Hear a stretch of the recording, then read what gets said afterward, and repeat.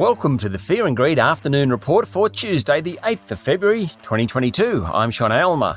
Every afternoon, we'll bring you the 5 news items that you need to know about. Story number 1, as usual, is the local share market. The S&P ASX 200 closed up more than 1% today to 7,187 points, thanks to a big jump in the iron ore miners. Futures prices of iron ore topped $150 a tonne, sending BHP up 3.6%, Fortescue 3.2% higher, and Rio Tinto advanced 2.8%. It was a strong day all round, particularly for the large caps.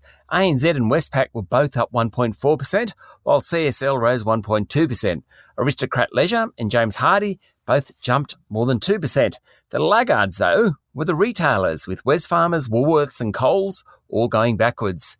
Magellan Financial surged 7% after its big fall yesterday, while the travel stocks continue to improve on the back of the announcement that international borders will reopen from 21 February. On the other side of the ledger, healthcare group Nanosonics tumbled nearly 5% after it cut its US sales guidance. Story number 2 comes from Canberra, where federal parliament resumed. The Prime Minister Scott Morrison, Nationals leader Barnaby Joyce and opposition leader Anthony Albanese all expressed apologies for the political staffers and others who have suffered bullying, harassment and assault in Parliament House, electorate offices and ministerial offices. Brittany Higgins, a former coalition staffer who was allegedly raped in a minister's office, was in the public gallery to hear the apologies but was clearly distressed.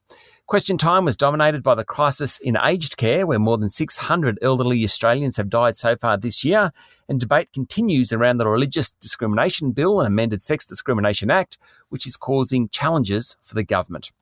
Story number 3 is all about what was once known as the Millionaires Factory. That's Macquarie Group, of course. It looks like being in line to make $4 billion plus this financial year, after releasing a quarterly outlook statement which shows that its market-facing businesses have done very, very well. Volatility is often a banker's best friend, and there's been plenty of volatility in financial markets this year. Macquarie's share price finished up more than 4% today. Story number 4 comes from the National Australia Bank economists. They put out their Business Conditions and Confidence Survey. Profitability, trading conditions and employment readings for businesses all fell during January across most states and industries. Recreation and personal services was hardest hit, but it was pretty broad-based. The good news, though, is that even though trading conditions weren't so good during January, confidence in the future picked up, having been absolutely shellacked during December due to the Omicron variant.